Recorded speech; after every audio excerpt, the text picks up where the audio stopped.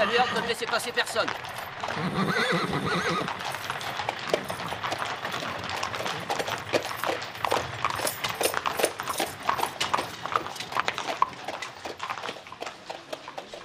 Vous avez bien tout vérifié? Vous êtes sûr du bon fonctionnement? Faites un essai, s'il vous plaît.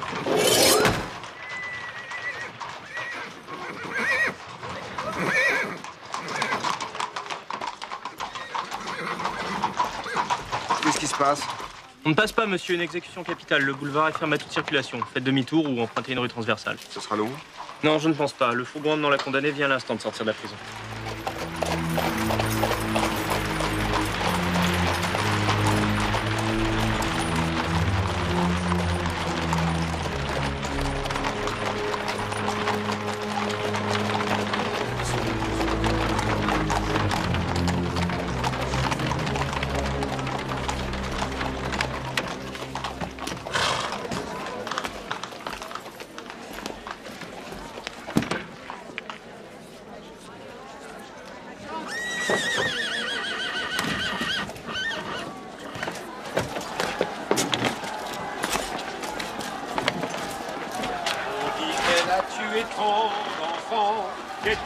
Dans le ventre de leur mère. On dit qu'elle en a fait des petits anges, mais Dieu se venge sur la terre. Elle qui a empêché tant d'enfants de voir dans les yeux de leur maman. À l'aube, elle verra plus la lumière, car Dieu se venge sur la terre. Qui va pleurer Gervaise? Est-ce qu'elle était si mauvaise? Sa place est en enfer, avec son Lucifer, avec son Lucifer. Dégagez!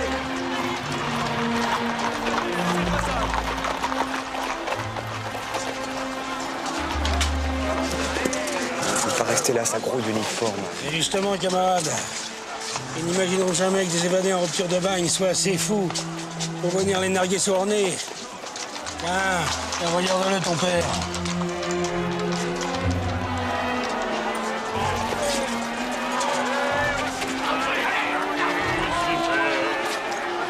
Qui va pleurer Gervaise?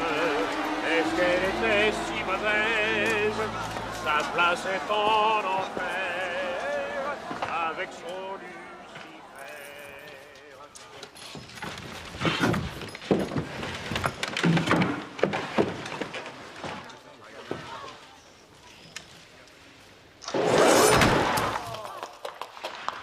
Alors quand monsieur le comte de Monte Cristo m'a prié de lui rendre le service de vous rencontrer, j'ai failli lui baiser les mains.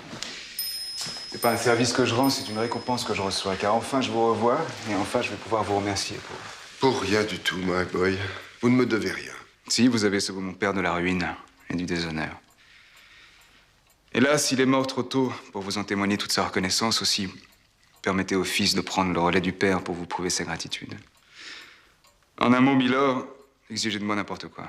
Eh bien, jeune homme, apprenez que la banque Thomson & French a décidé d'ouvrir de nouveaux marchés financiers en Orient, et plus précisément en Grèce, dans la ville de Janina. Janina? Oui. C'était une des escales les plus importantes de notre armement sur la route des Indes. Mais hélas, malgré une résistance héroïque dirigée par le général comte de Morcerf, la ville est tombée aux mains des Ottomans. Je sais. J'ai interrogé monsieur de Morcerf au sujet du service rendu au sultan de Janina. Quelle bravoure! On se demande comment les Turcs ont finalement pu l'emporter. J'ai entendu dire que le sultan Ali Pacha aurait été trahi. Une trahison? Raison de plus pour tenter d'y voir plus clair avant d'ouvrir la bonne succursale. Croyez-vous, monsieur Morel, que je puisse rencontrer l'un de vos capitaines? Un de ceux qui étaient des habitués de l'escale de Janina. L'homme en question s'appelle Coclès. Le capitaine Coclès. Il a servi pendant 27 ans chez Morel. Aujourd'hui, il s'est retiré à Fécamp. Bon, ben alors allons à Fécamp. Ça nous changera des puanteurs que vous nous faites respirer ici. Ma parole, on se croirait dans un vieux cimetière dont on aurait éventré les tombes. Ce n'est pas si loin de la vérité. Voici l'élixir du grand sommeil. Il plonge ce qu'il absorbe dans un profond engourdissement qui ressemble à s'y méprendre à la mort.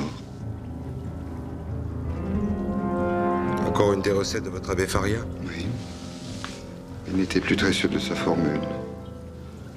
Le pauvre. Il était si vieux. Enfin, nous verrons bien.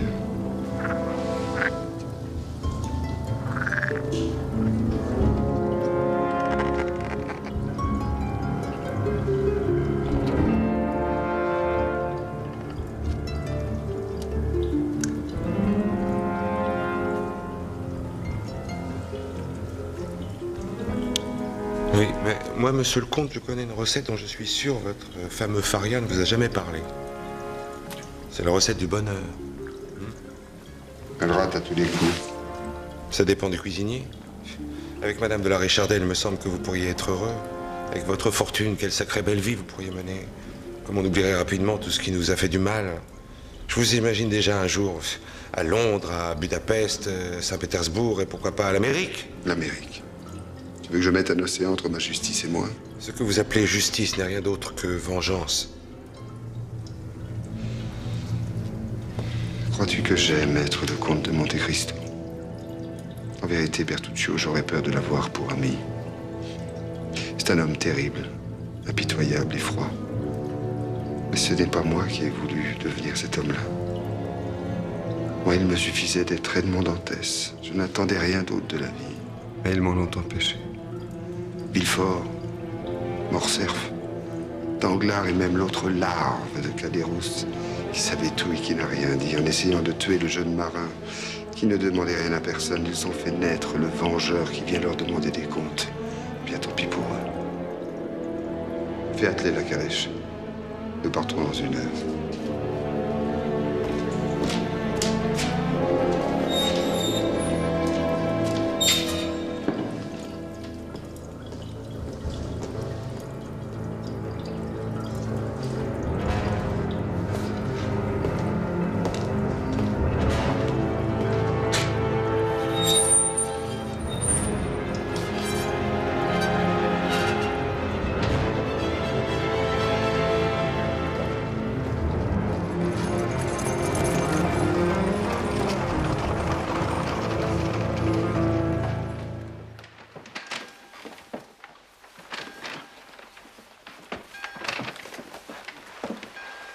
Je vous ai mis 3 oreillers, grand-père.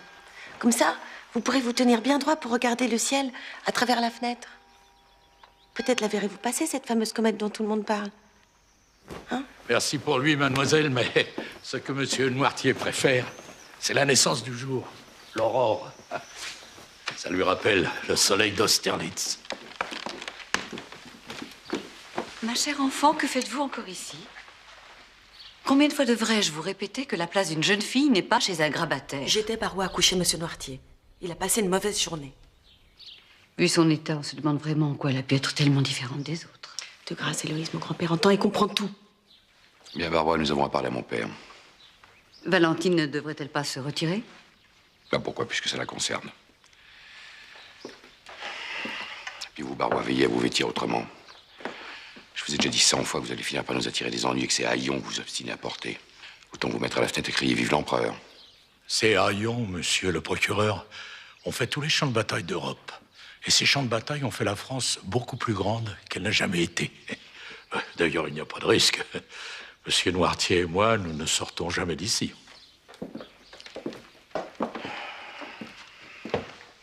Mon cher père, nous avons une bonne nouvelle à vous annoncer. Madame de Saint-Méran va bientôt arriver de Marseille. Ne comprenez-vous pas ce que cela veut dire? Nous allons pouvoir préparer le mariage de Valentine avec le lieutenant Franz d'Épinay. Barrois, mon père veut-il nous dire quelque chose?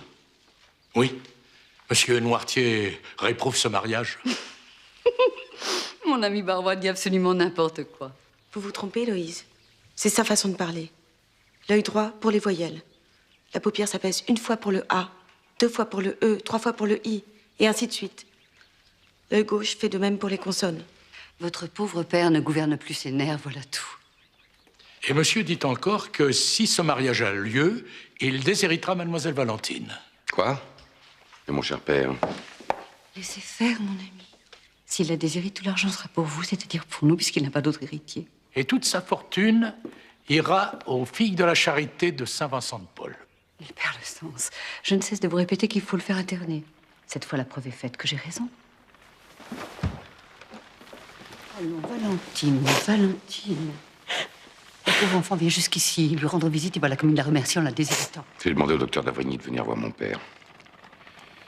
Il semble en effet que la raison commence à...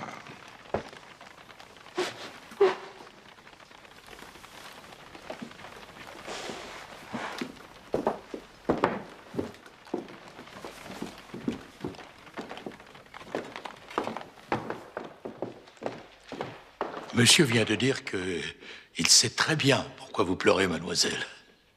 Et il fera tout pour que vous n'épousiez jamais Franz Épinay. Vous allez la marier? Mais bien sûr. Malgré les menaces de votre père? Oh, quelle menace. Me fiche pas mal qu'il lègue sa fortune aux pauvres. J'ai jamais couru après l'argent, moi. Je vais pas commencer aujourd'hui. L'argent, ma chère Héloïse, c'est bon pour un danglard, tout au plus. Oh oui, je sais. Vous, il n'y a que la gloire qui vous intéresse, n'est-ce Mais pas? non, ma chère, mais non. La gloire non plus. C'est un joujou, la gloire. Tout juste bon à satisfaire les amateurs de hochet. Morcerf, par exemple. Moi, j'ai beaucoup mieux, j'ai beaucoup plus grisant. Le pouvoir de condamner à mort ou à l'oubli dans un cul de basse-fosse. Ce qui est d'ailleurs à peu près la même chose. Il me suffit de rester procureur, c'est-à-dire de conserver la faveur du roi. La famille d'Épinay est proche de Sa Majesté. Valentine épousera donc Franz d'Épinay. Que ça lui plaise ou non. Oui, j'ai 17 balles, grosse panière et 8 cartons à chapeau. Alors, déchargez-moi tout ça, 2 petites portes, c'est lourd. Ce ne sont que des étoffes, de la soie, de la percale, tout ça va décharger et monter tout ça dans ma chambre. Et qu'une soubrette se hâte de sortir mes robes et de les défroisser. Oh, mon cher Villefort, ces cochers de diligence sont inouïs. Depuis Marseille, ils me livrent une guerre sans merci sous prétexte que j'ai trop de bagages. Oh, mais quelle époque, je vous jure. Mais depuis quand ils sont cochers de dicter à une femme ce qu'elle doit emporter pour le mariage de sa petite fille? Oh. Vous souvenez-vous comme j'étais belle le jour où vous avez épousé ma petite Hélène? Comme tout était beau ce jour-là. Vraiment? Je croyais qu'il avait plu. N'est-ce pas ce que vous m'avez toujours dit, mon ami? Sans doute, il pleuvait, averse, un déluge. Mais comme nous avons ri sous cette pluie. Mon Dieu, comme nous avons ri. Veuillez m'excuser. Désordre donné en cuisine. Le souper sera servi à 10 heures. Toujours aussi revêche, votre nouvelle femme. Oui, enfin, nouvelle, n'exagérons rien. Ça fait déjà de longues années qu'Héloïse et moi... Peut-être, mais je ne m'y ferai jamais. Qu'est-ce que vous pouvez bien lui trouver? Eh bien, mon Dieu, elle est... Enfin, il me semble qu'elle...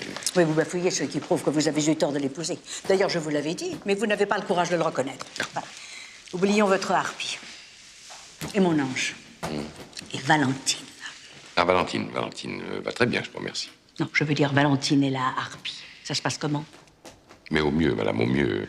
La traduction, elle se haïsse. Enfin, laissez cela, mon cher, laissez cela. Ça n'a plus aucune importance, puisque Valentine se marie. Ce qui prouve qu'elle va bientôt partir d'ici. Dieu veuille qu'elle soit heureuse avec son Franz d'Épinay. C'est mon seul désir. Mais c'est le mien aussi, madame. Elle le sera. J'y veillerai, je m'y engage. Je l'espère bien. Sinon, mon fantôme viendra vous tirer les oreilles. Ah.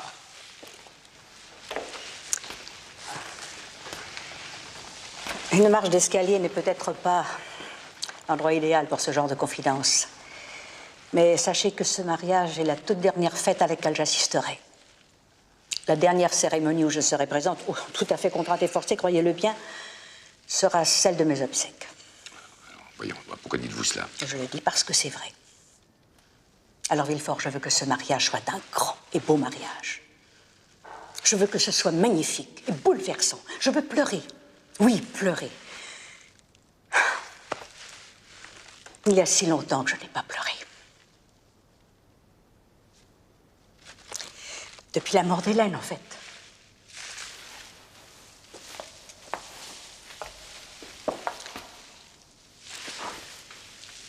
Si vous avez besoin d'argent pour faire les choses en plus grand que grand, dites-le moi.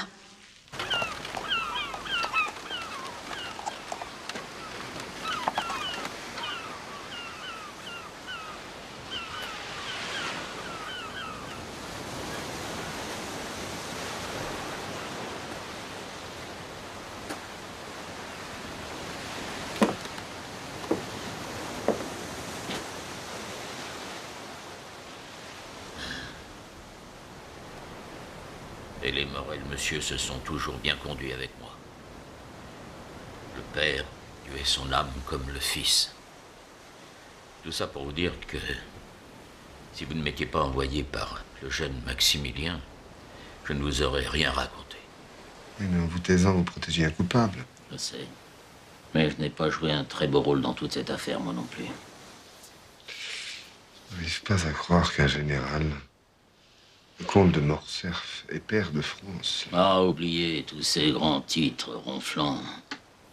Morcerf la Crapule ne les avait pas quand il était à Janina. Là-bas, il s'appelait Fernand Mondego. Il n'était que lieutenant-colonel. C'est le sultan Ali Pacha qui l'a fait général. Et ce sont les Turcs qui l'ont enrichi pour prix de sa trahison. Non seulement cette canaille de Mondego a livré aux Turcs la citadelle de Janina, mais c'est lui qui est responsable du massacre d'Ali Pacha et de toute sa famille. Mais vous n'y étiez pas, capitaine Cocles. Je suis arrivé à la fin des événements. Mais surtout, j'ai reçu les confidences d'un témoin. Un témoin? Oui, monsieur. Haïdé, la propre fille d'Ali Pacha. Mais vous venez de me dire que tous les proches du sultan avaient été assassinés. Tous sauf Haïdé. Les Turcs en ont fait ce qu'ils ont coutume de faire de leur jeune captive. Ils l'ont réduite en esclavage. Dans un harem. Ils l'ont transformée en paquet de viande à plaisir. Alors écoutez-moi. Puisque les Turcs considèrent Haïdé comme une marchandise, eh bien, nous allons la leur acheter. Mais impossible. Il faudrait mettre au moins 20 fois le prix qu'elle a été vendue. Lequel prix, vu son rang, sa jeunesse et sa beauté, était déjà considérable. En plus de la rançon, il faudrait armer un navire, financer une expédition, une fortune, monsieur, une fortune. Et en admettant que je vous trouve un homme capable de réunir cet argent. Malgré mon âge, je partirai sur le champ.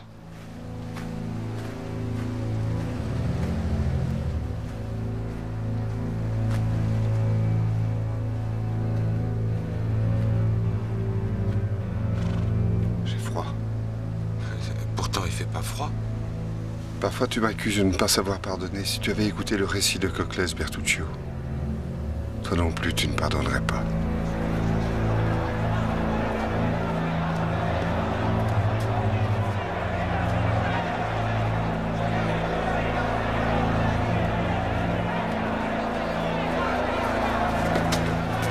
À Beauchamp, vous êtes là. Je croyais les journalistes trop chichement payés pour jouer à la bourse. Aussi ne suis-je pas ici pour jouer, mais pour travailler, monsieur le comte. Je suis en service commandé. Pour interroger le baron sur ses dernières déconfitures. Déconfiture, le baron Danglars? Mais c'est impossible. Et pourtant si. C'est très bizarre, mais depuis un certain temps, la chance le fuit. Et sa fortune semble s'engouffrer par la brèche. Oh, mais qu'est-ce que vous me racontez? Danglars est un financier exceptionnel. Il vient de perdre 5 millions dans un investissement hasardeux. Des mines au Mexique. Et pour se refaire à peu près la même chose dans des pêcheries d'esturgeons à Saint-Pétersbourg. Ah oui? Ne dirait-on pas que ça vous fait plaisir? Vous avez l'air d'un chat devant une belle écuelle de crème. Mon Dieu, monsieur le comte, un journaliste de nos jours vit surtout du malheur des gens. Alors soyez heureux, monsieur le chat. Bientôt, vous allez vous régaler à n'en plus pouvoir. Janina. Janie quoi? Janina. Je vous préviens, cette crème-là est particulièrement écœurante. Elle est même à vomir.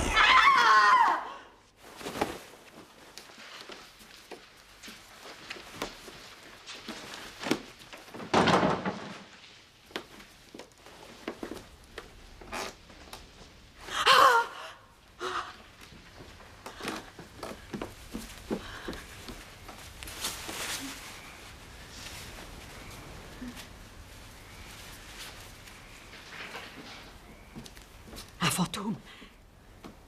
Il y avait un fantôme dans ma chambre. Calmez-vous, grand-mère. Ça n'existe pas, les fantômes.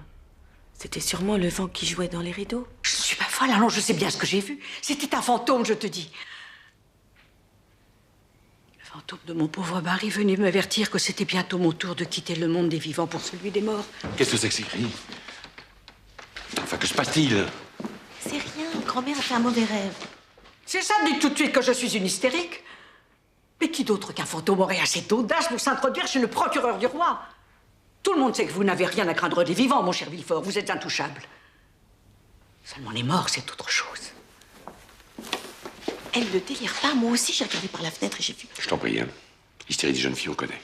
Pourtant, Il voulait m'offrir à boire.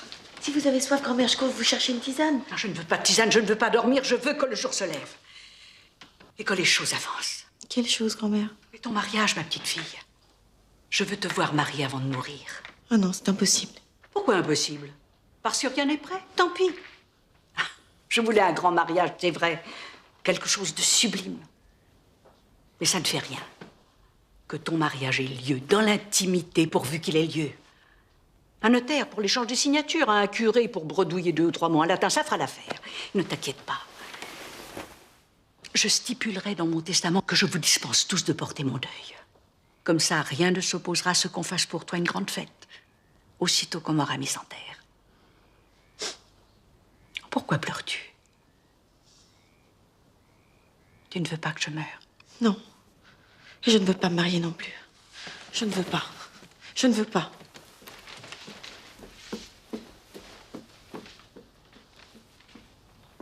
Mais qu'est-ce qui lui prend à votre fille? Qu'est-ce que je sais? Ce n'est pas parce que ce monde part en quenouille qu'il faut renoncer aux traditions. Et chez les Saint-Méran, la tradition est de faire de beaux et nobles mariages. Franche d'Épinay, n'est-il pas un beau et noble parti? Mais le meilleur qui se puisse rêver, madame. Alors ne rêvons plus. Nous sommes mardi. Disons que samedi au plus tard, notre petite Valentine sera baronne d'Épinay.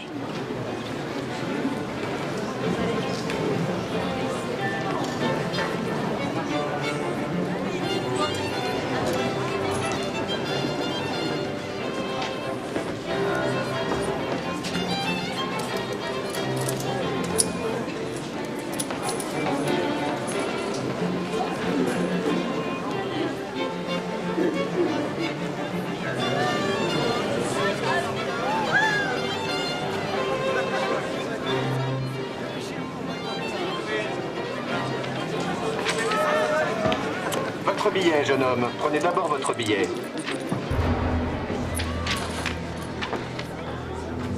Puis-je vous voir un instant, monsieur Morel?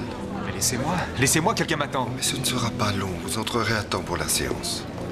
La séance, ça m'est bien égal, j'ai déjà vu le spectacle au moins 20 fois. Maintenant, je vous dis de me lâcher, j'ai rendez-vous avec... Mademoiselle de Villefort, c'est d'elle dont je viens vous parler, vous l'aimez? Qu'est-ce que ça peut vous faire? Qui êtes-vous? Je vous dois des comptes? J'ai besoin de la vérité, juste la vérité, et ensuite je vous laisse filer. Lâchez-moi ou je crie. Criez! Je dirais que je vous ai attrapé par le bras parce que vous avez tenté de me voler. Vous protesterez que c'est faux et on nous emmènera tous les deux au poste. C'est pour le coup que vous allez le manquer, votre rendez-vous. D'abord, vous me lâchez. Réponse à votre question, oui, j'aime Valentine. Et elle? Elle vous aime aussi, monsieur Morel? Oui. Mais comment pouvez-vous l'aimer? Savez-vous qui est son père? Le procureur Villefort. Peu d'hommes sur cette terre ont été aussi impitoyables envers d'autres hommes que le procureur Villefort. Qu'est-ce que ça peut me faire à moi? C'est Valentine qui compte, son père peut bien aller au diable. Il y a en effet de fortes chances pour qu'il y aille.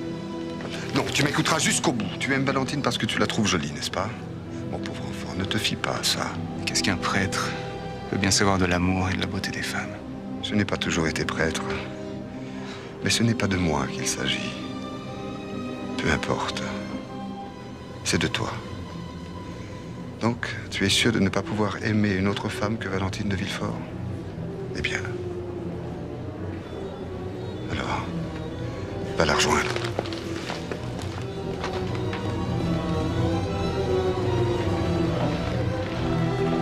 Allons-y, mesdames et messieurs, dépêchons-nous, le spectacle va commencer. Dépêchons-nous, mesdames et messieurs, le magicien n'attend pas.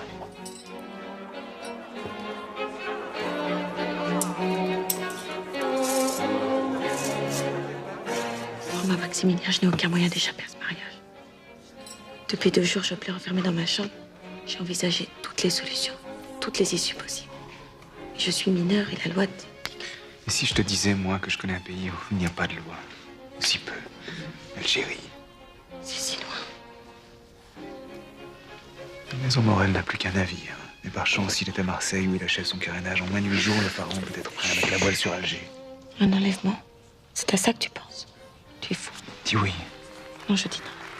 La peine qu'auraient mon père et ma grand-mère. préfère que ce soit moi qui me désole. Soit. Je sais ce qu'il me reste à faire. Oui, oubliez. En sortant d'ici, je me rends sous les arcades du Palais Royal. Je sais trouver la boutique d'un armurier. J'achète un pistolet, je le charge. Je vais m'asseoir sur le bord d'une fontaine. Pourquoi au bord d'une fontaine? Que le bruit de l'eau étouffe celui de la détonation. Mourir. Oui, mais sans déranger personne.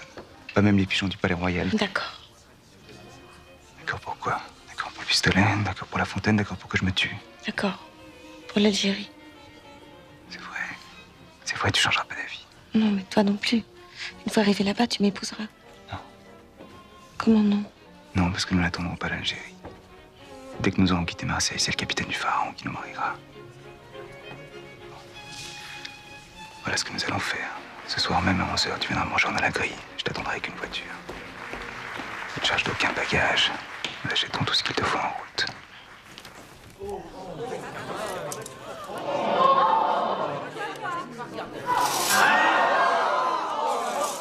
Imbécile, mais sacré foutu, le jeune imbécile de Maximilien. Le voilà qui s'amoura justement de ce qu'il ne lui fallait pas. Qu'est-ce qu'elle a donc, cette petite fille qui lui plaît tant? Quoi, parce que tu la trouves belle, toi? Oui, certainement. Elle est d'une fadeur décourageante. Trop blonde, trop laiteuse. Bien sûr, monsieur le comte, parce que c'est ça, justement, c'est une brioche, non? Hein, Mademoiselle Valentine a tout d'une brioche. Une brioche.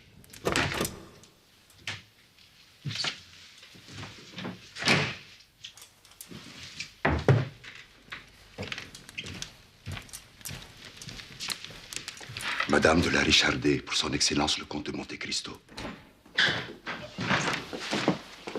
Vous apprêtiez pour un bal costumé? Oh, est-ce que je peux vous y accompagner? Cela fait si longtemps que je ne me suis pas grimée. Voyons, en quoi croyez-vous que je puisse me déguiser? Mais en brioche, madame. En brioche? C'est original. Vous avez toujours des idées extraordinaires. Je vois ça d'ici. Un petit chapeau rond et mutin sur la tête, couleur pain grillé. Et puis la robe, un peu plus blonde que le chapeau, avec des volants bien gonflés pour figurer les jeux de la brioche.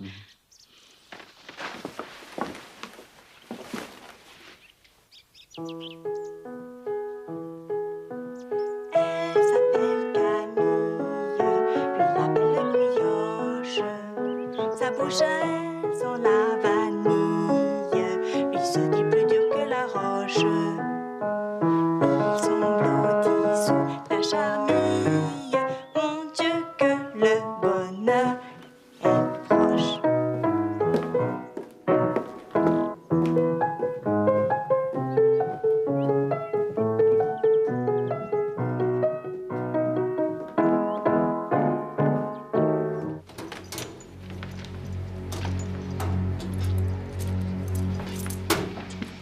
Au capitaine Coclès pour financer son voyage à Janina.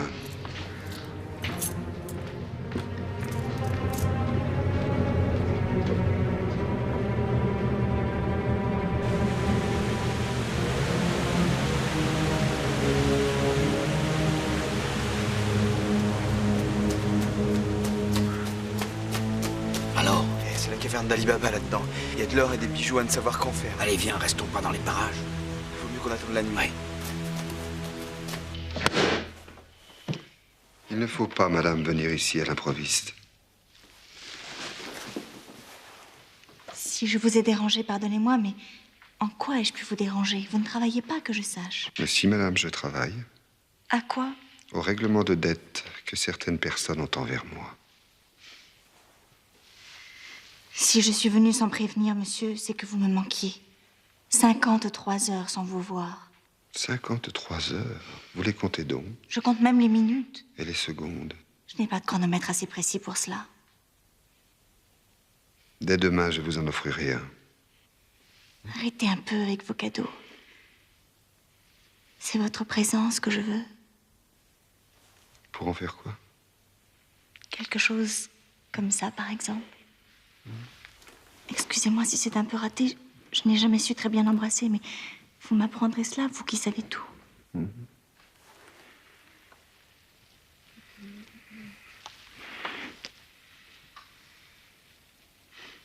Votre chanson, ne mentez pas, madame. Vous sentez la vanille. Et vous aimez la vanille? À première vue, oui. Mais si vous n'y voyez pas d'inconvénient, je voudrais en être sûr.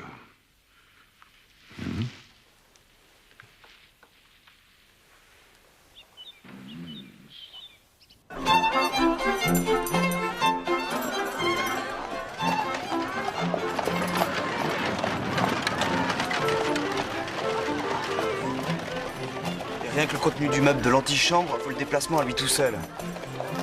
Bon, il y a un truc pour l'ouvrir, un espèce de mécanisme secret. Mais j'ai bien vu comment notre homme s'y prenait. Mais voir est une chose, mais pénétrer dans la place en est une autre. C'est facile. L'obscurité, une échelle bien solide, un bon diamant bien affûté pour découper la vie. Et si on nous surprend? Oh, tout de même, un assassinat. Tu oserais, toi? Si nous sommes pris, tu sais à quoi nous aurons droit en tant qu'évadés du bagne.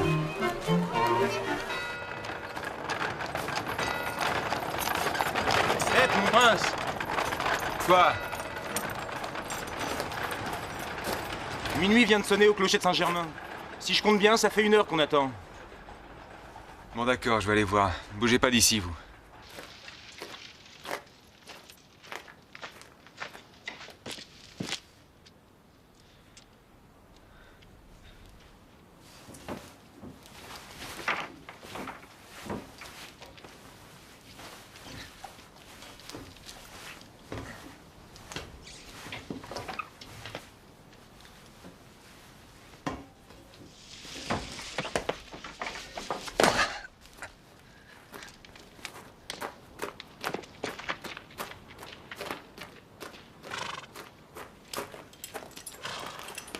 Morte. Elle est morte. Je ne peux pas croire qu'un pareil malheur. Oh, surtout dans ces conditions abominables. Croyez-vous qu'elle ait souffert? Oh, atrocement, j'en ai peur. Il n'est que de voir son pauvre visage crispé. À mon avis, le poison qui l'a emporté était mal dosé. D'où ces douleurs incoercibles, cet étouffement qui n'en finissait pas. Un empoisonnement? Il me semble que vous concluez un peu vite, d'Avrigny. J'aurais pu lui en vouloir au point de... Je ne prétends pas qu'on lui ait administré du poison. Non, pour moi, la thèse du suicide reste la plus probable. Enfin, pourquoi aurait-elle fait ça? Surtout à son âge. Mon pauvre ami, il n'y a pas d'âge pour un geste de désespoir. La chambre de mademoiselle de Villefort. Au premier étage, monsieur. Mais la pauvre petite demoiselle...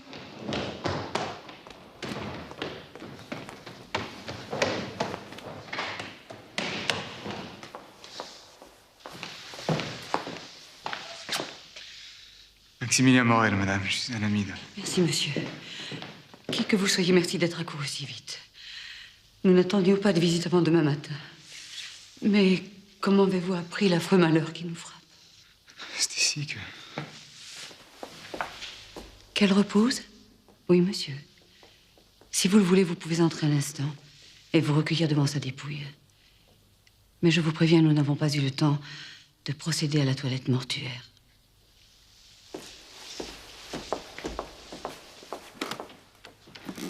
J'ai cru que...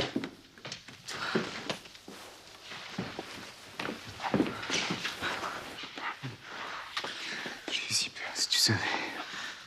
On a découvert qu'elle se mourait à l'instant même où je m'apprêtais à te rejoindre, alors m'enfuir comme ça, je n'ai pas pu. Oui, je comprends. T'as bien fait, mais... Est-ce que tu m'en voudras beaucoup si je pense d'abord à nous deux? Cette mort est tragique, bien sûr, mais c'est peut-être un miracle. Un miracle? N'as-tu pas dit que c'était Madame de Saint-Méran qui voulait précipiter ton mariage avec Franz d'Épinay? Elle est morte, c'est bien triste, mais on va pouvoir respirer, c'est merveilleux, Valentine. Hélas, non, Maximilien. Avant de mourir, ma pauvre grand-mère a demandé comme ultime volonté que... Quoi? Qu'est-ce qu'elle a demandé? Que ce mariage ait lieu quoi qu'il arrive, et qu'il soit célébré le soir même de ses obsèques.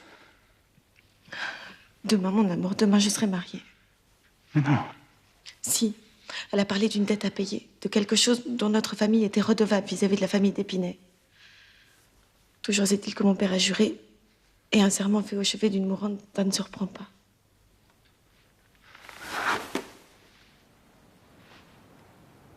Où ai-je bien pu fourrer cet acte? Oh, ces satanées lunettes. Ah, voilà, nous y sommes. Mais bien non, ça, c'est le testament de la marquise de Véteuil. Ça, qu'est-ce que c'est donc, ça? Ah oui, l'acte de vente de l'hôtel de Gisors. Non, rien à voir avec notre affaire, mais que personne ne s'impatiente. Surtout, je vais bien arriver à retrouver ce contrat. Vous ne pouvez pas me demander de signer un contrat de mariage le jour même où j'enterre ma grand-mère. Mais c'est moi qui signerai puisque tu es encore mineur. Je te demande rien d'autre que d'être présente. Ah, cette fois-ci, nous y sommes. Alors, si tout le monde est prêt, nous allons pouvoir commencer. Par devant maître de la Fosse, notaire sous-signé. On comparut en vue du mariage projeté entre eux, monsieur Franz Alphonse Christian d'Épinay, officier de l'armée du roi, célibataire, majeur, futur époux, stipulant pour lui en son nom personnel, et mademoiselle Valentine Julie Marie de Villefort, célibataire, mineure, future épouse, et stipule enfin que le montant de la dot de mademoiselle de Villefort s'élèvera à 50 000 francs or. Pardon, monsieur, mais n'avait-il pas été question de 100 000 francs? Mon cher Franz, nous aurions aimé être plus prodigues. Seulement voilà, mon beau-père nous a fait un de ses caprices dont les vieilles personnes ont le secret. Il nous a tous déshérités, mon mari, Valentine et moi. Or, nous devons préserver notre avenir. Au demeurant, Franz, nous savons tous ici que vous n'épousez pas Valentine pour son argent. Non, bien sûr. C'est par amour. Un amour profond, sincère et désintéressé. Et lecture du dit contrat ayant été donnée aux parties qui en ont approuvé tous les termes, celles-ci ont signé conformément à la loi par devers moi, sous-signé Jacques-Alphonse de la Fosse, officier ministériel, fait à Paris le 21 juillet 1838. Si vous voulez bien apposer votre paraphe.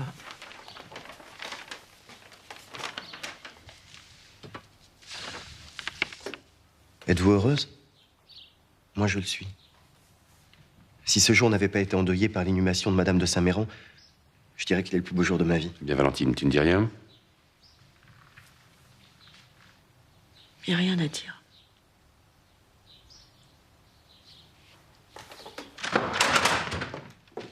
Arrêtez, mon lieutenant, ne signe pas. D'abord, voir qu'est-ce qu'il vous prend. J'en demande bien pardon à monsieur le procureur, mais c'est monsieur Noirtier. Il m'envoie dire qu'il désire voir monsieur le lieutenant d'Épinay.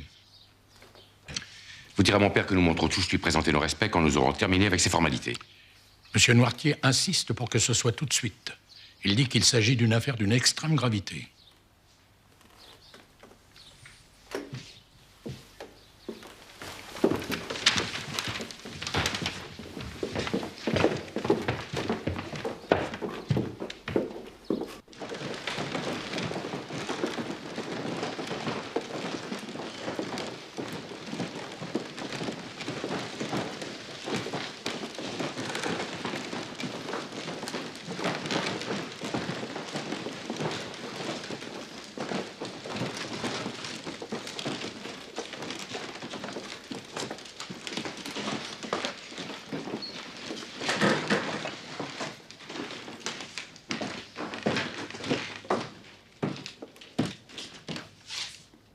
C'est bien ce tableau-ci, monsieur.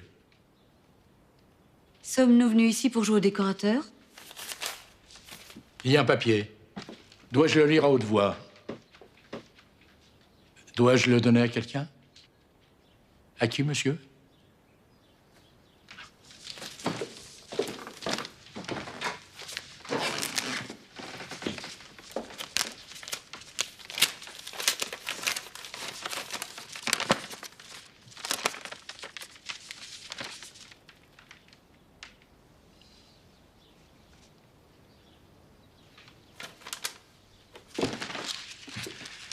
Par l'aveu qu'il contient, monsieur de Villefort, ce papier m'oblige à rompre immédiatement et définitivement toute relation avec votre famille.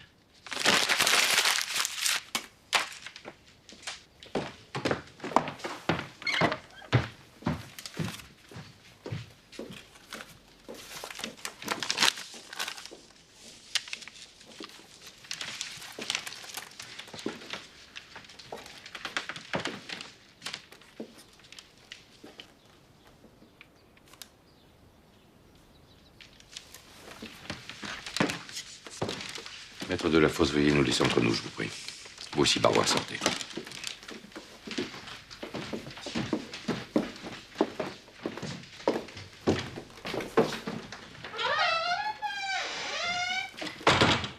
Mais qu'y a-t-il donc d'écrit sur ce papier?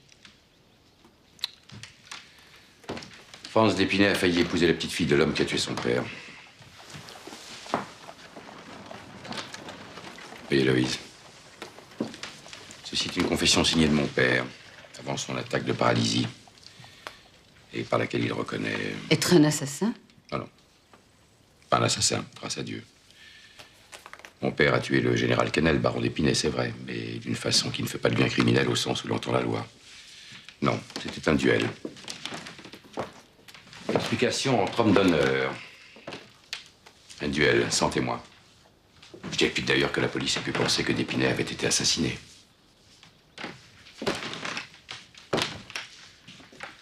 Un duel à l'épée, n'est-ce pas? Au milieu de la nuit, sur les berges de la Seine.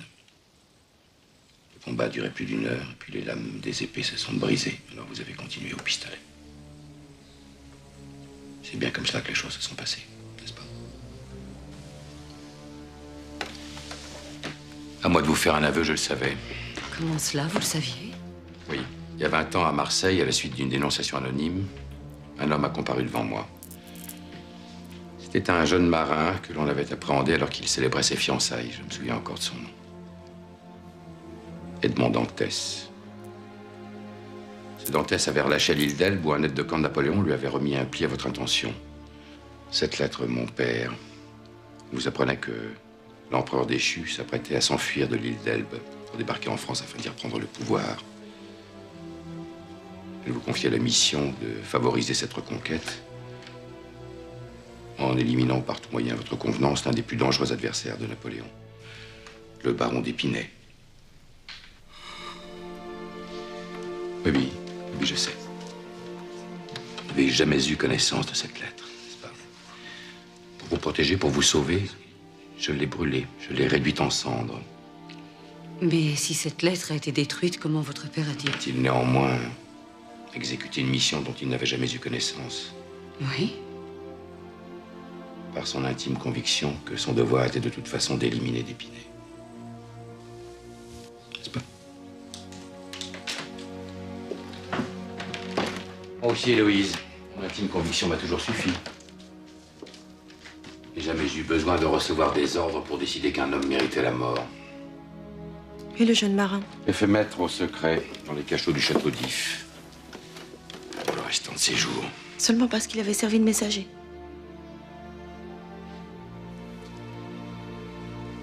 Comment être sûr qu'il ignorait le contenu de la lettre? C'était lui ou mon père. Mais à présent, n'est-ce pas? Vous allez le faire libérer. C'est trop tard. Il a tenté de s'évader, il s'est noyé. Comme c'est injuste. Comme ça, ce malheureux ne demandera jamais de compte à votre père. Salam alaikum, Massa. Alaikum salam, Seigneur.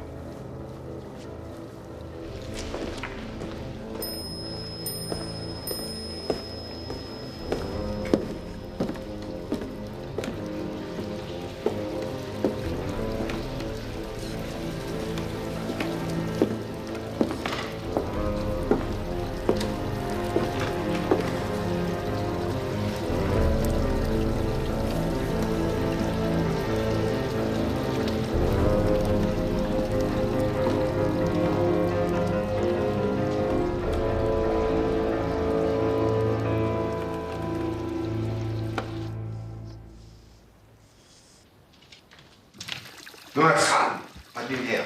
Va me chercher moi, man. Vite, vite. On aurait dû attendre la pleine nuit.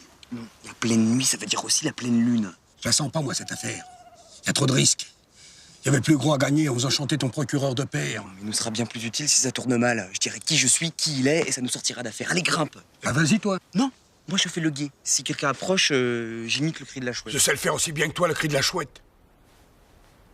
Puis de toute façon, moi, j'ai le vertige. Si t'as peur comme un poulet, moi je te saigne comme un poulet, alors tu grimpes. J'ai le vertige.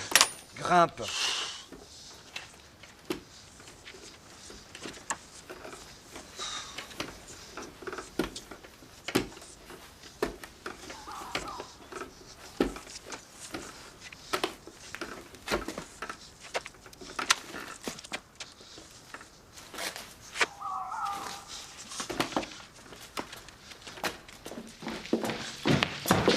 Chut, Mohamed, il y a 2 hommes là-bas dans le parc avec une échelle. Ils vont essayer de rentrer par les étages. Non, Claudia, c'est nul. Je vais l'affaire. Ah, laisse-les venir. Dehors, 2 hommes. Des voleurs? Non, ou des tueurs. Si quelqu'un a deviné qui j'étais, il a tout intérêt à me faire taire une bonne fois pour toutes. Ou bien à vous dénoncer à la police? Trop dangereux. Si on me livre à la police, je dis tout ce que je sais. J'en sais beaucoup sur la crapulerie des Danglars, des Villefort et autres morcerfs. Faut surveiller le rez-de-chaussée. Dois-je prévenir tes autres serviteurs? Le petit Hassan est très fort pour étrangler les gens avec un lacet. Pas d'agitation. On fait comme si la maison était déserte.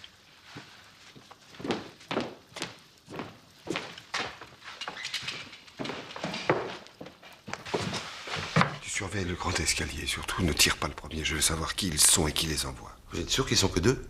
Va.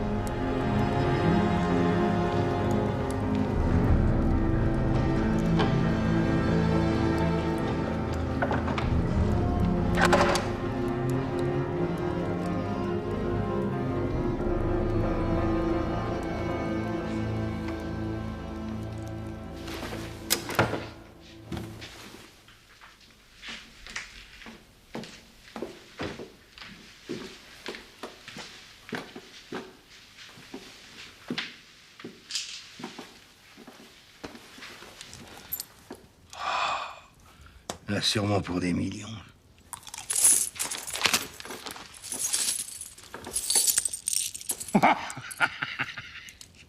Des millions.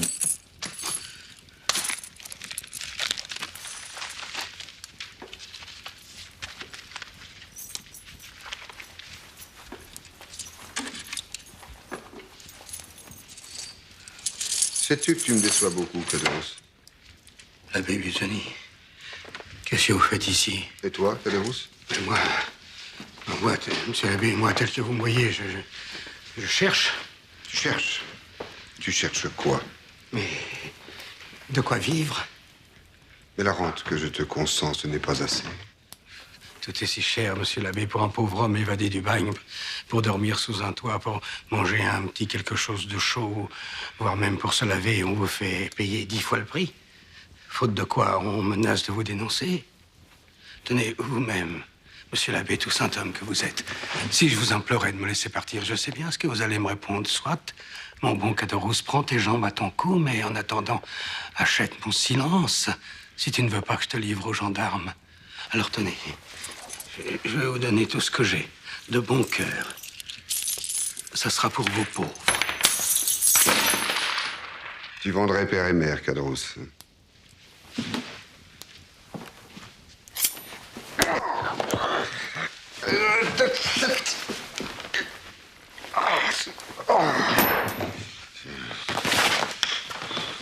On peut être prêtre sans avoir pour autant la vocation de martyr. De grâce, pitié, monsieur l'abbé.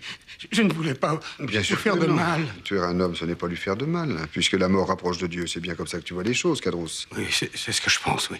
Parfait. Quand le bourreau t'attachera sur la planche à bascule pour t'enfourner le cou dans la lunette, bien en place sous le couteau, tu seras donc un homme heureux. Oh non, non, pas ça, non.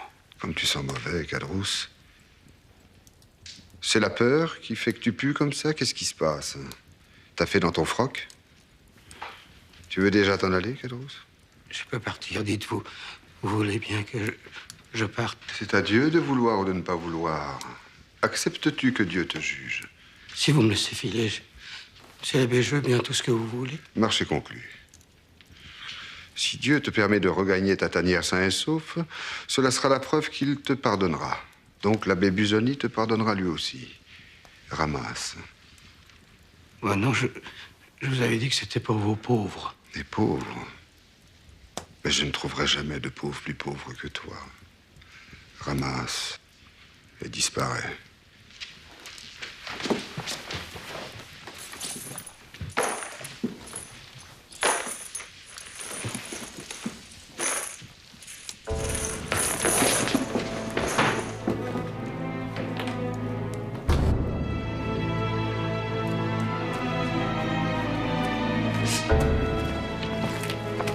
Alors t'as trouvé? Tiens.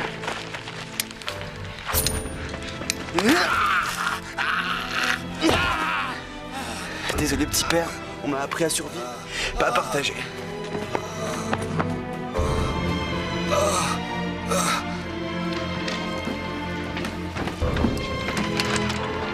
Va chercher Mohamed Bertuccio, vite!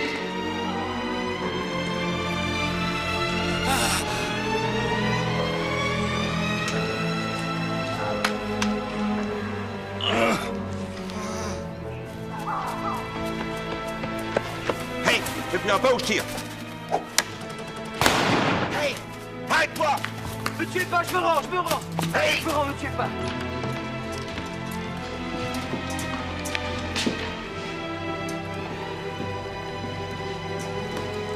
C'est bien, Mohamed, laisse.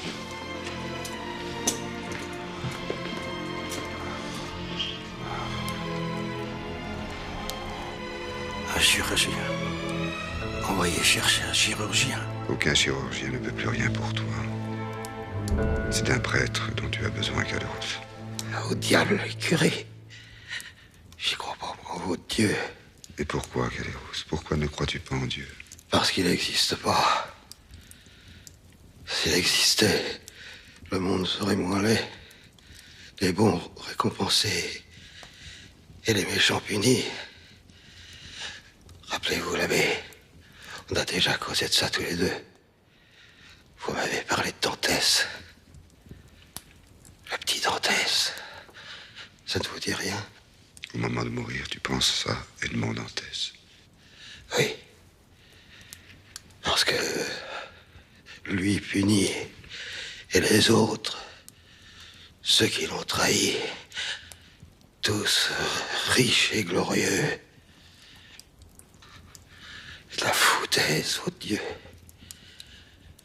Et pas juste votre Dieu. Aussi, Caderousse. Aussi, Dieu est juste. Regarde-moi. Je suis Edmond Dantès. Il est mort. Non, il est vivant. Il est là près de toi, il te tient la main. Regarde-moi, Caderousse. Je suis vivant, bien vivant. Edmond Dantès. Vous êtes Edmond Dantès. Oui. Mais alors, si vous êtes Edmond Dantès, alors... Alors quoi? Allez, avance. Il est le premier à payer, mais il n'était peut-être pas le pire de tous. Vous êtes son compagnon de chaîne, n'est-ce pas, le fameux Toussaint? Attache-le, Bertuccio. Les bras derrière le dos très serrés. Ensuite, on le conduira à la sûreté. Et si on me demande ce qu'il a fait de mal? Tu diras qu'il est le fils de son père. Si vous saviez qui est mon père, vous trembleriez. Jeune homme, si vous saviez qui je suis, vous sauriez que c'est votre père qui va trembler.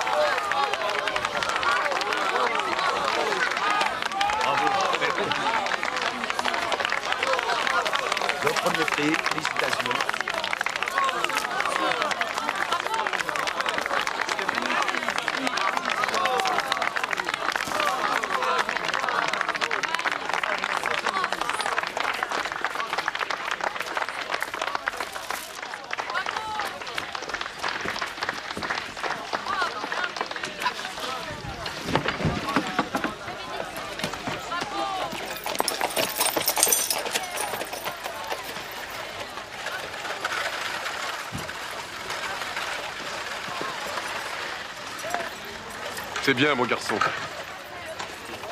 Très.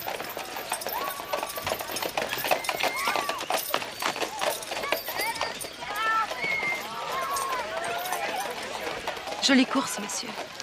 Merci, madame, mais c'est une victoire un peu injuste. Injuste? C'est-à-dire que je ne suis pas tout à fait un amateur en matière de navigation.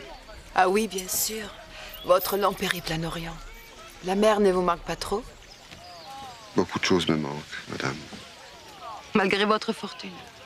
Allant, vous pouvez vous offrir tout ce dont vous rêvez. Je rêve peu. Mes nuits sont lourdes.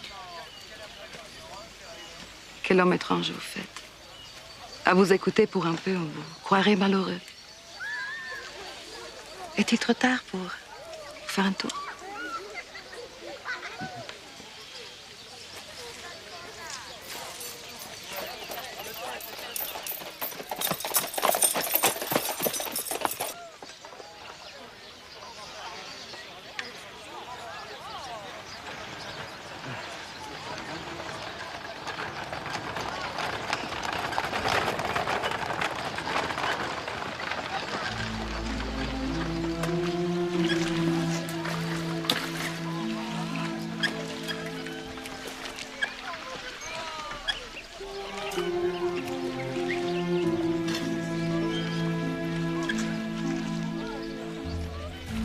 C'est ma foi vrai. Vous aimez bien. Un vrai marin. Vous aimez les marins? Elle est vraiment bizarre, votre question. Quelle question? Savoir si j'aime ou non les marins. C'est juste pour entretenir la conversation. J'ai l'impression que nous ne savons pas trop quoi nous dire. Comme toutes les personnes de qualité qui se connaissent peu. À Paris, nous appelons cela de la pudeur. Il est vrai qu'ici, si nous échangions des confidences, personne ne pourrait nous entendre. Auriez-vous une confidence à me faire? Moi? Non. Non. Et vous, monsieur? Moi non plus, madame. Eh bien, soit, pas de confidence. Je suis Mercedes de Morcerf et ma vie est sans secret. Et vous êtes les comtes de Monte-Cristo et votre vie aussi est sans mystère. Pourtant, vous comme moi, nous avons un passé. Nous avons une jeunesse. Heureuse, la vôtre? Jusqu'à un certain point. Et vous? Jusqu'à un certain jour.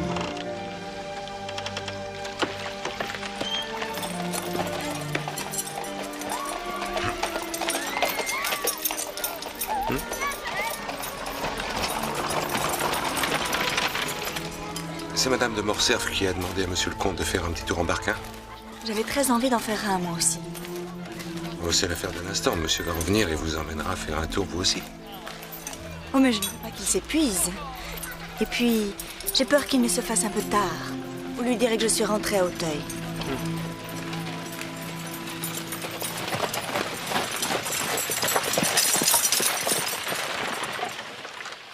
Et si je vous permettais de m'appeler Mercedes? Du moins que nous sommes seuls. Merci. C'est un très joli prénom. J'aime le dire. Mercedes.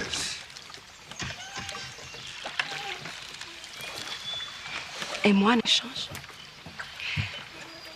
Comment puis-je vous appeler? Comme vous voudrez.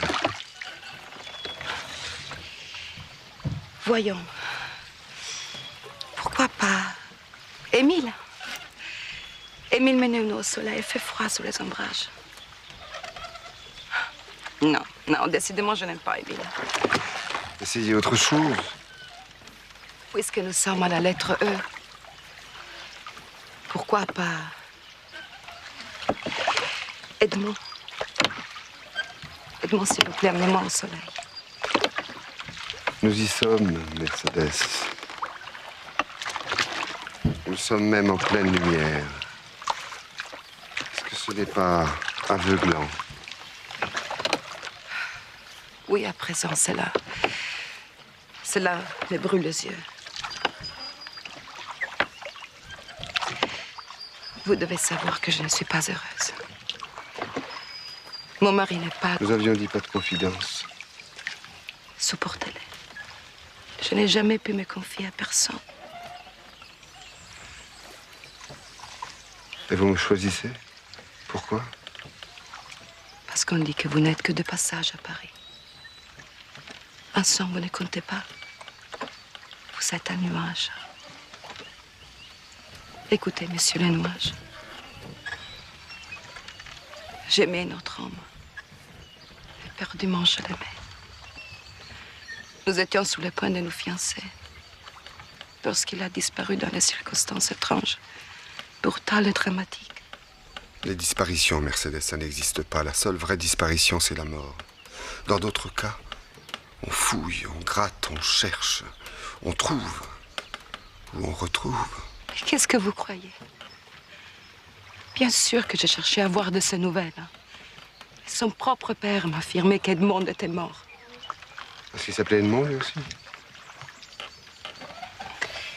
Coïncidence. Mais vous avez raison, je vais vous appeler autrement. Je ne veux pas que vous portez le nom d'un mort. Même si c'est qu'un jeu entre nous. Un jeu, oui. Un jeu. Quand j'étais enfant, je redoutais le moment où mon père se mettait à la fenêtre et m'appelait. Il est tard, rentre à la maison. C'était toujours à peu près à cette heure-ci. Votre père, il avait raison de vous rappeler à l'ordre.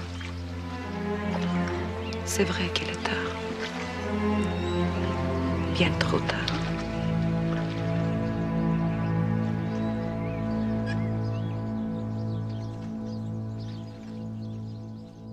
Grand-père, voici Maximilien. Il tenait à vous remercier lui-même.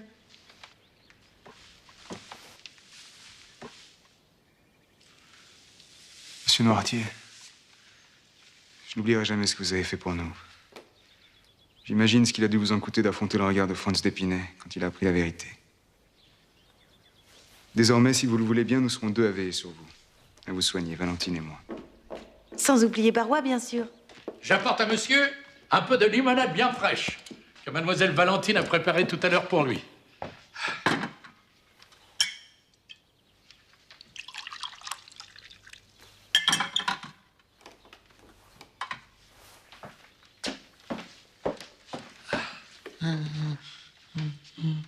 Vous n'avez donc pas soif? Bah moi aussi. Il fait une chaleur éprouvante ce soir. À croire que l'été ne veut pas finir. Hein. Avec la permission de monsieur. Faites attention, Barrois. C'est dangereux de boire glacé quand il fait si chaud. Oh, vous savez, une vieille bête comme moi ne craint plus rien. Quand on a failli griller dans Moscou en flammes et survécu au passage de la Bérésina, on a... Oh mon Dieu. Oh mon Dieu. C'est pas un malaise. Je vais appeler mon père. Par chance, il est avec le médecin d'Avrigny. Mais toi, ne reste pas là, c'est plus prudent. Attends.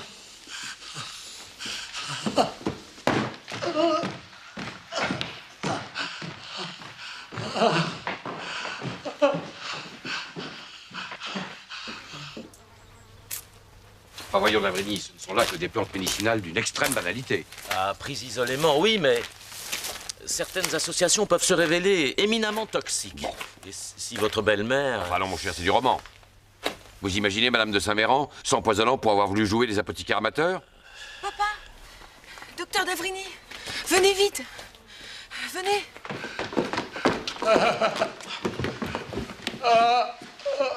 Vous pouvez filant, presque imperceptible. Et les yeux sont déjà révulsés, il faut le faire vomir. Mademoiselle de Villefort, courez chez l'apothicaire le plus proche et rapportez un émétique. Demandez ce qu'il y a de plus puissant. La limonade. Ça m'a pris après avoir bu de la limonade. J'ai mal. La limonade? Mais quelle limonade? La limonade, là, monsieur.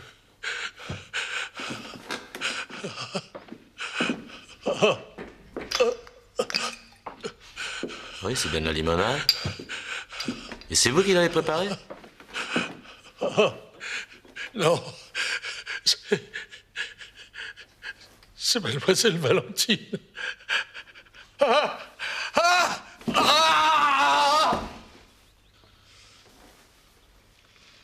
On dirait qu'il est mort. Ah bah oui, mais moi je vous dis que je n'irai pas.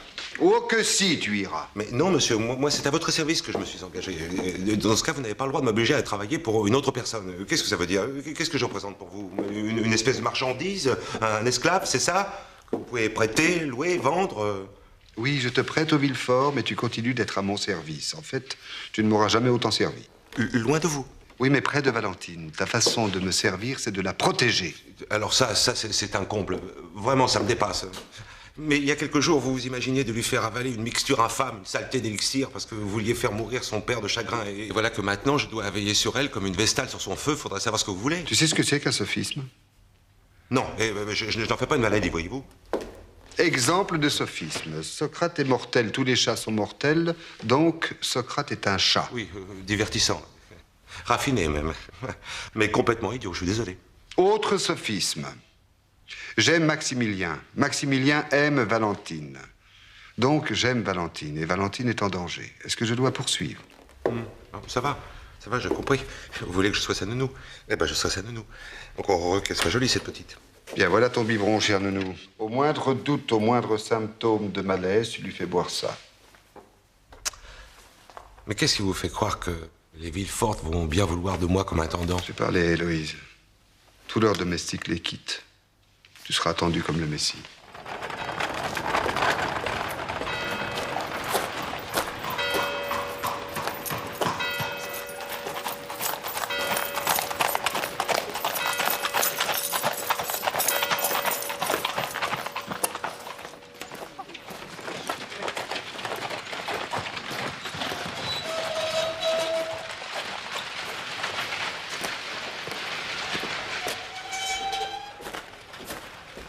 Bonsoir, monsieur. Je viens pour la place.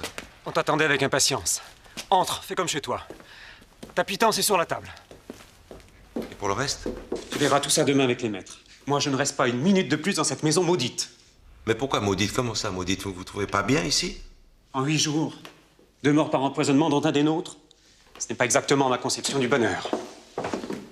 C'est sûr. Mieux vaut prévenir que guérir, hein?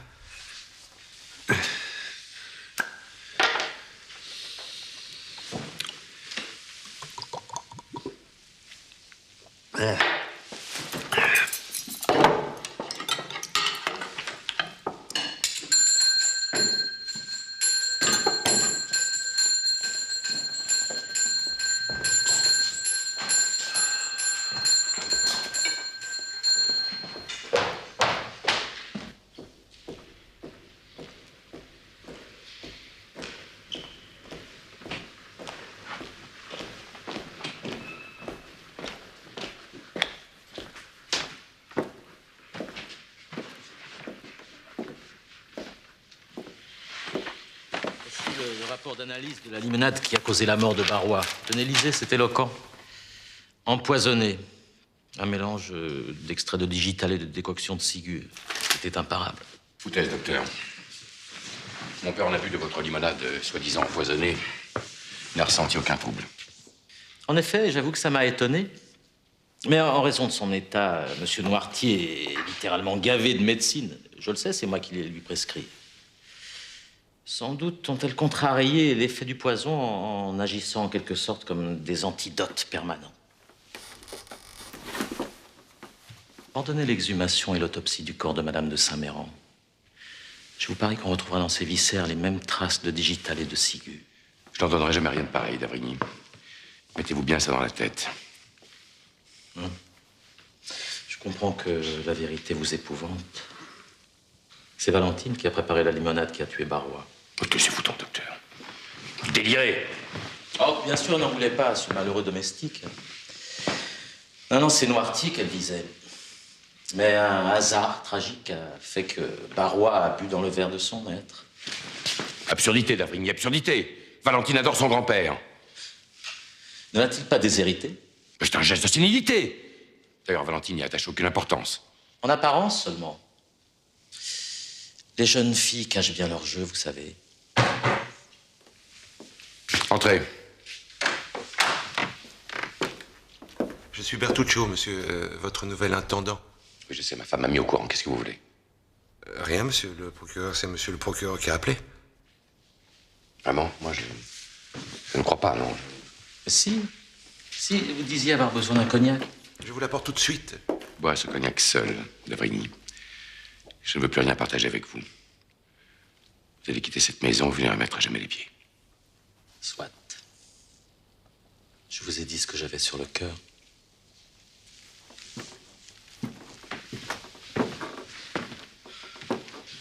Écoutez-moi, Villefort.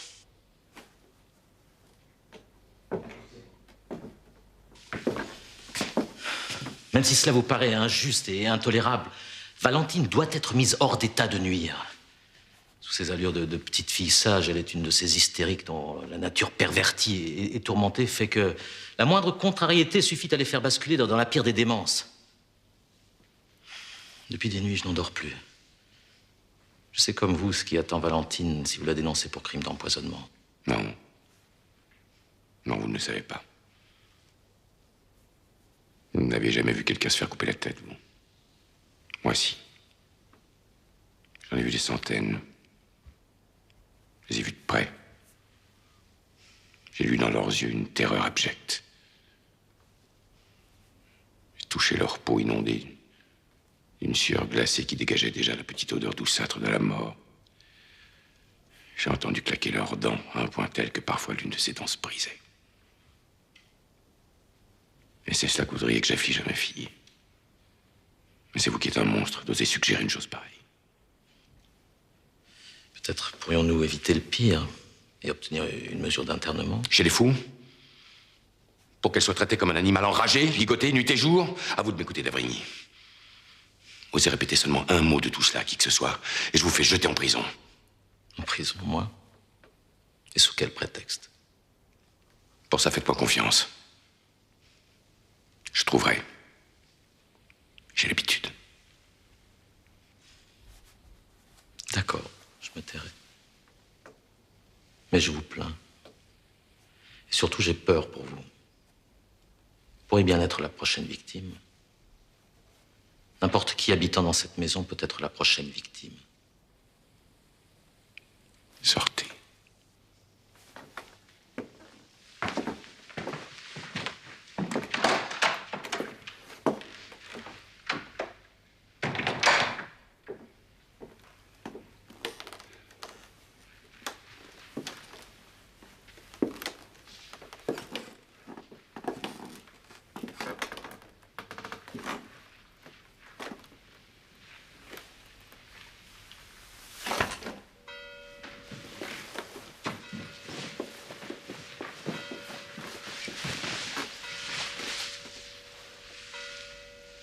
Mon ami,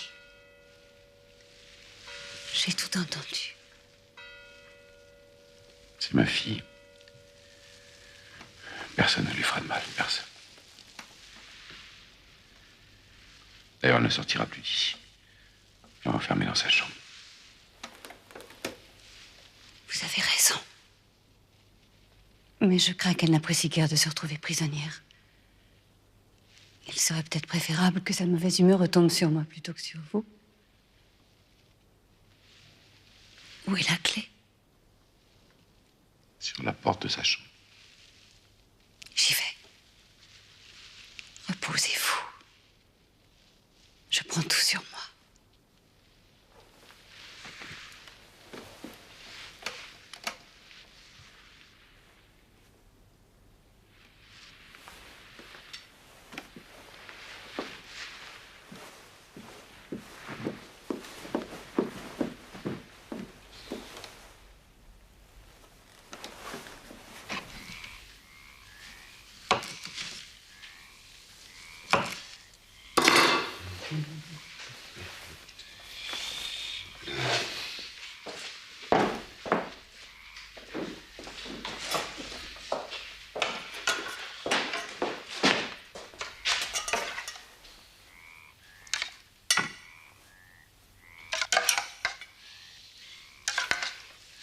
Présent, monsieur le comte, puis-je enfin y goûter? Dieu que j'aime votre bouche quand elle dit si poliment, monsieur le comte, alors que vos yeux, je supplie, embrasse-moi. Embrasse-moi comme un cuisinier. Et comment on embrasse le cuisinier?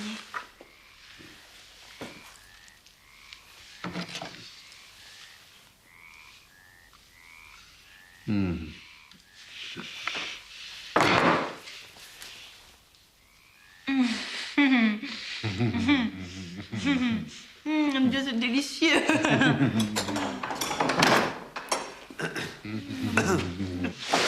Qu'est-ce que tu fais là?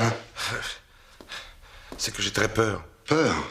Mais ça n'existe pas, la peur. C'est une illusion comme tant d'autres choses. Retourne d'où tu viens. Ce n'est pas pour moi que j'ai peur pour elle. Quoi, Valentine? Valentine? Quelle Valentine? Valentine de Villefort. Oh, cette petite fille. Alors quoi? Un certain docteur d'Avrigny est convaincu que c'est Valentine qui a empoisonné Barrois et Madame de Saint-Méran. Le fait troublant, c'est que la limonade bue par Monsieur Barrois et préparée par Valentine contenait bel et bien du poison. Et quelle sorte de poison? C'est une sorte de mélange de ciguë et de digital. La maudite. Maintenant qu'elle est sûre de l'efficacité de son mélange, tu peux être sûr qu'elle ne va pas en rester là. Oh, quel malheur. Vous aussi, vous pensez qu'elle est coupable? Je la crois en danger de mort. Retourne chez les Villefort. Allonge-toi devant la porte de chez Valentine, même s'il le faut. Ne laisse entrer personne et surtout pas Héloïse. Je te rejoins dès que possible. Là où je peux rentrer sans être vu. Je connais pas encore bien la maison, mais c'est immense et d'un lugubre. Cela dit, peut-être qu'en passant par les toits... Bon, d'accord, le toit. Allez, va. Va, tu me guetteras. Et maintenant, file. Tu devrais déjà être auprès de Valentine. File. Je te rejoins. Oh, mais vous avez tout d'un coup un petit tas préoccupé que je n'aime pas du tout, monsieur. Une légère contrariété, madame. Mais c'est sans importance. Encore que... Encore que? Encore que j'espérais bien vous garder près de moi ce soir après notre petite dînette. Mais... Oh oui, gardez-moi. Si vous saviez comme il fait froid dans ma vieille maison à Auteuil. S'il vous plaît, je veux rester ici avec vous. Près de vous. Tout contre vous. Soyez sage, madame. Et pourquoi? Parce que cette nuit, j'ai quelque chose à faire. Remettez à demain. Demain aussi, il fera nuit. Impossible, madame. C'est cette nuit que je suis attendu. Attendu par qui? Pas par une femme, j'espère. Si la mort ressemble à une femme, alors si.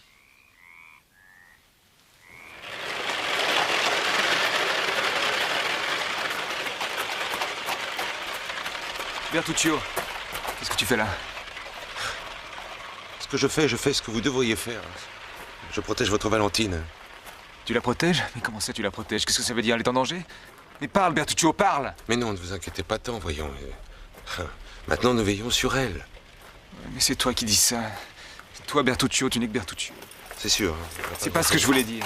Mais non, moi je vous l'ai dit. Mais rassurez-vous, monsieur, parce que je ne suis pas seul. Il y a aussi cet homme. Quel homme? Cet homme, bien qu'il soit mon maître, je crois que bientôt je vais finir par le considérer comme un ami. Un jour, je lui dirai tu. Je le serrai contre moi.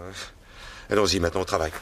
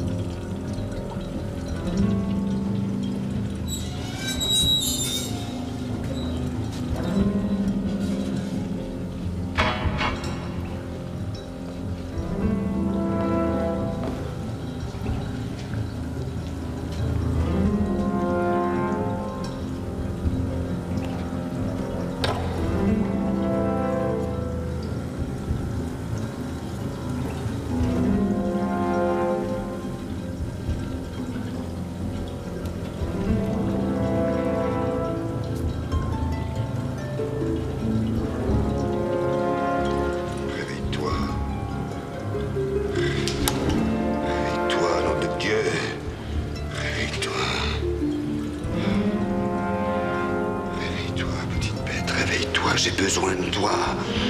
J'ai besoin de toi. Réveille-toi.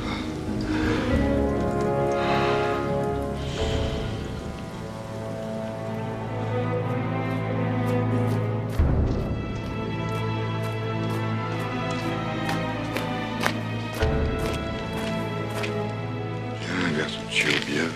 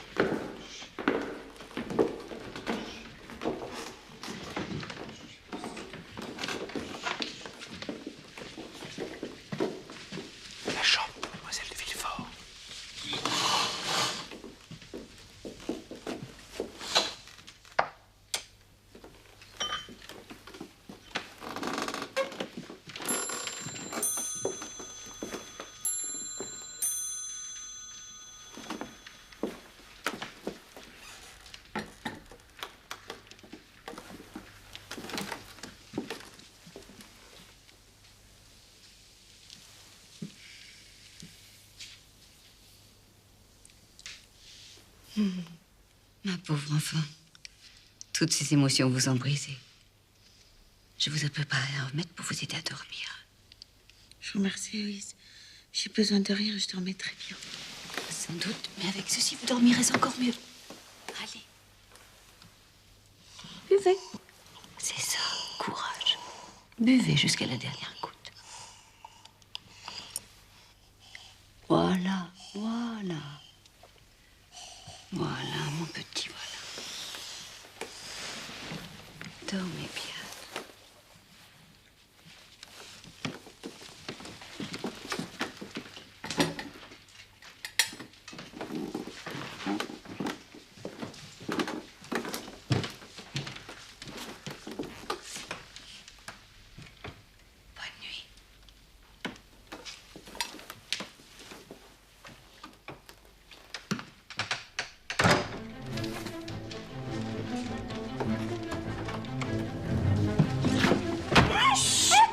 Nous sommes perdus.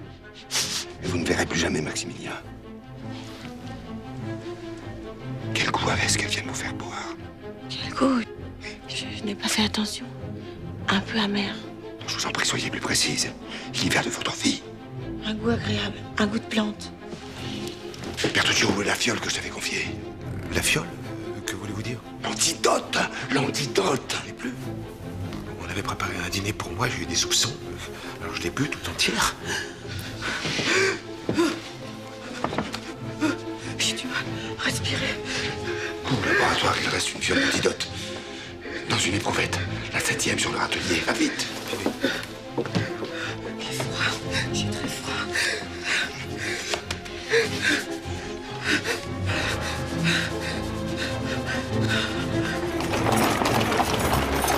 Le vide, le sondor, allez-y, allez, vous entendez, dépêchez-vous, allez.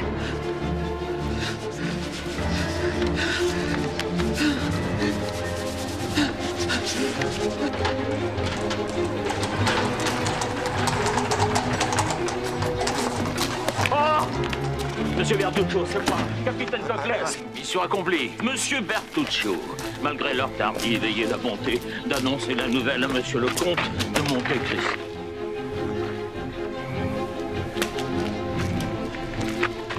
Ouais, c'est bien, c'est très bien, mais plus tard. Monsieur Bertuccio!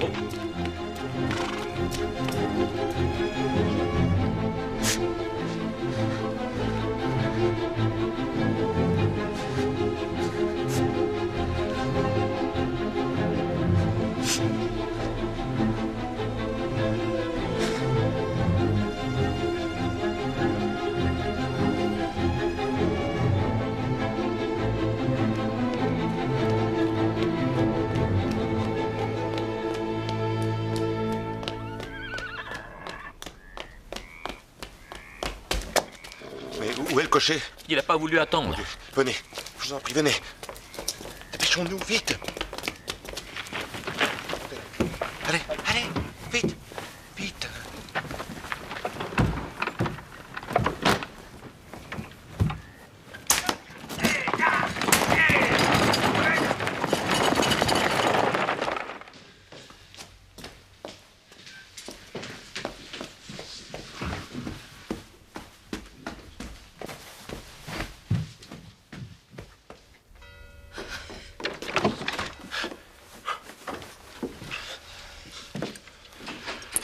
Quelqu'un vient. Venez. Non, mon Dieu, mais c'est une question de seconde.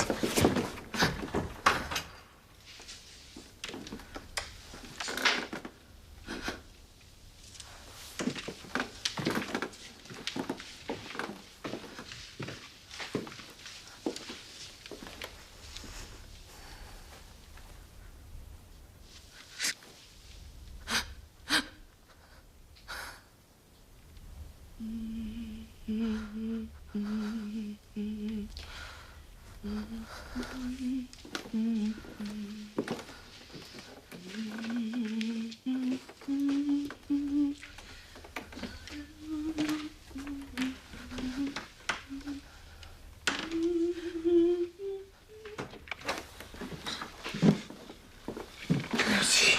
L'antidote agit plus vite que le poison. Il n'était que temps. Grâce à Dieu, elle est sauvée. Provisoirement, tu peux être sûr que la Villefort recommencera. Quand elle verra que le poison de cette nuit n'a pas eu l'effet escompté, elle risque de nous en concocter un autre. Cette fois, je ne connaîtrai pas la formule, donc pas l'antidote.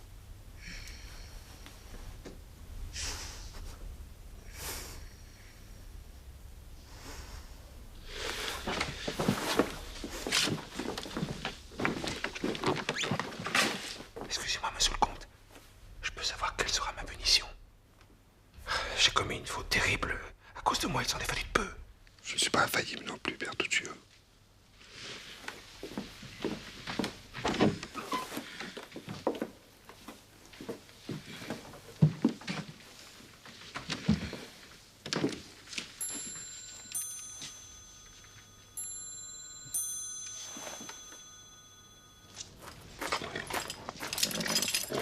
Ah, monsieur le comte, enfin vous... Non, mais je vous jure, c'est à rien y comprendre. Quelle nuit, mais quelle nuit! On nous laisse prendre racine devant chez vous, et ensuite on nous enlève pour nous amener jusqu'ici.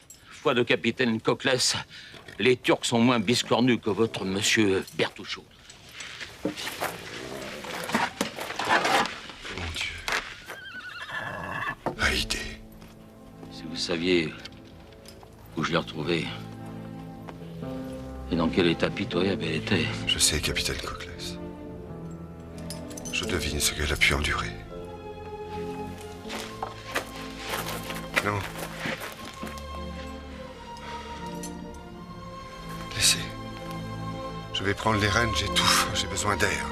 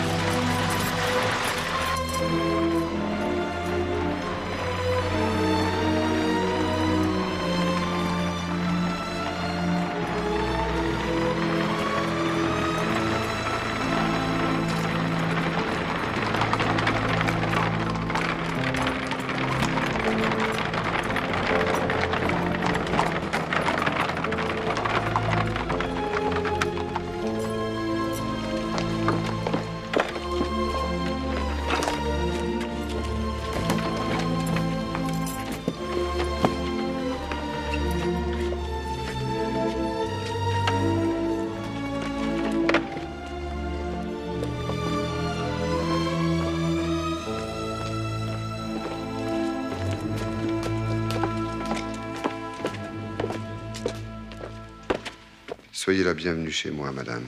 Je suis le comte de Monte Cristo. Moi, votre esclave, monsieur. Puisqu'il paraît que vous avez eu la bonté de me racheter. Je ne vous ai pas racheté, je vous ai délivré.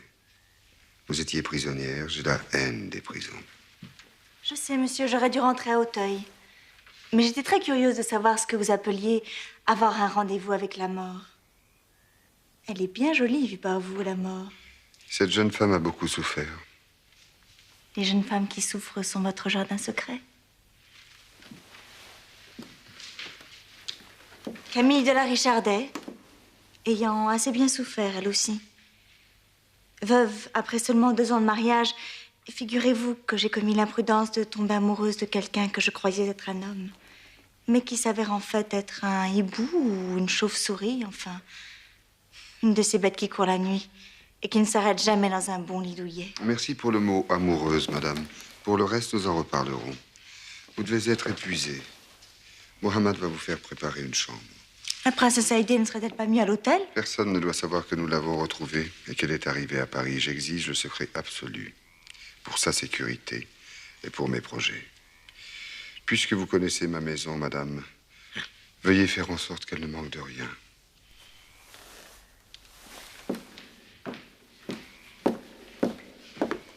Merci, capitaine Coclès. Vous m'avez également demandé de vous rapporter certains papiers. Les voici.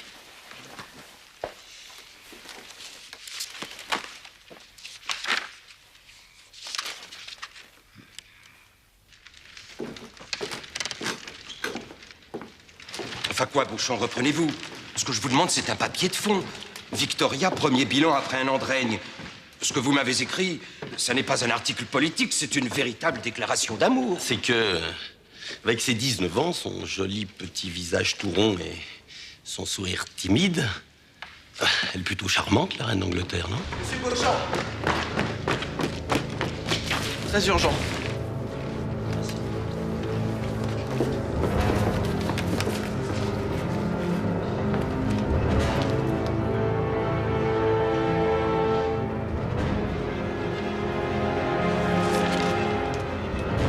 Ben, laissons grandir la reine d'Angleterre.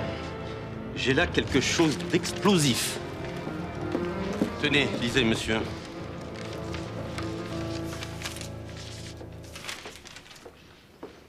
Si c'est vrai, quel scandale.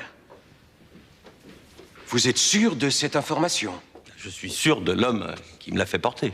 Espérons-le. Parce que sinon, je perds mon journal. En tout cas, dans un premier temps, soyons prudents. On allume la mèche, mais on ne fait pas sauter la bombe. Vous avez une idée de titre? On nous écrit de Janina.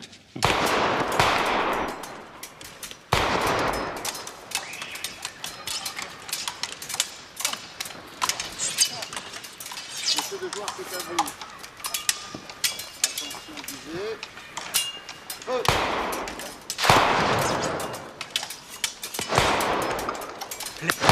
Plaise à Dieu, monsieur, que ne vous battiez jamais en duel.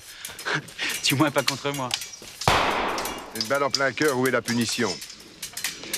Une punition digne de ce nom, ça doit durer longtemps. Avez-vous déjà raté votre cible? Jamais. Alors apprenez-moi. Inscrivez-vous auprès du maître d'armes. La prochaine session est samedi. Pas le temps. Je vous en prie, vous m'avez sauvé la vie à Rome. Ne permettez pas que je la perde à Paris. Albert, qu'est-ce qui se passe? J'ai une mauvaise affaire sur les bras, un duel. Un duel, vous? Je suis l'offensé. Et l'offenseur? Beauchamp. Beauchamp, le journaliste? Je croyais de vos amis. Il ne l'est plus. Tenez, lisez plutôt, 3e page en bas. On nous écrit de Janina.